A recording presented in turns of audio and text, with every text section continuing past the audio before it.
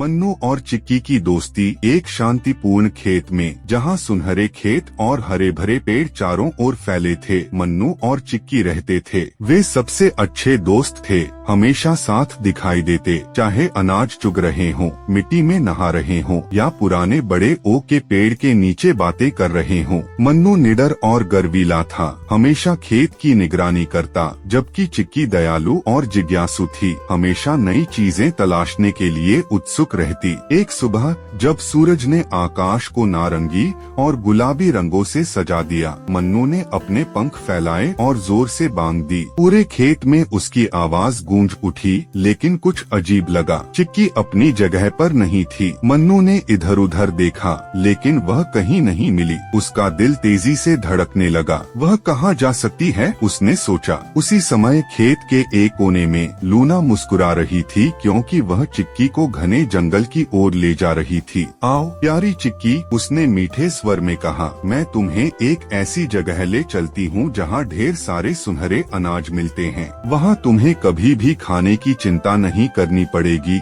चिक्की मासूम थी और उत्साहित होकर उसके पीछे पीछे चल दी, यह जाने बिना कि वह खतरे में थी। इधर खेत में मन्नू घबराया हुआ ब्रूनो के पास पहुंचा। ब्रूनो, चिक्की गायब है, मुझे लगता है कि वह जंगल की ओर गई है, उसने चिंतित होकर कहा। ब्रूनो ने अपने कान खड़े किए, उसकी तेज आंखों में चिंता झलकने लगी। जंगल बहुत खतरनाक है, हमें उसे जल्दी से जल्दी ढूंढना होगा, उसने भौंकते हुए कहा। बिना समय गवाए दोनों तेजी से जंगल की ओर भागे। जंगल के अंदर अचानक चिक्की को कुछ अजीब लगने लगा। पेड़ और ऊंचे हो गए, हवा ठंडी हो गई और चारों ओर एक डरावना सन्नाटा छा गया। लूना, ये अनाज कहाँ है? उसने घबराई हुई आवाज में पूछा। लूना की आंखें चमक उठीं और उसने अपनी जीभ चाटे हुए कहा, ओह प्यारी चिक्की, अनाज तो तुम ही हो। यह सुनते ही चिक्की का दिल दहशत से कांप उठा। वह लूना के झांसे में आ गई थी। ठीक उसी समय एक जोरदार भौंक सुनाई दी, जिससे पूरा जंगल गूंज उठा।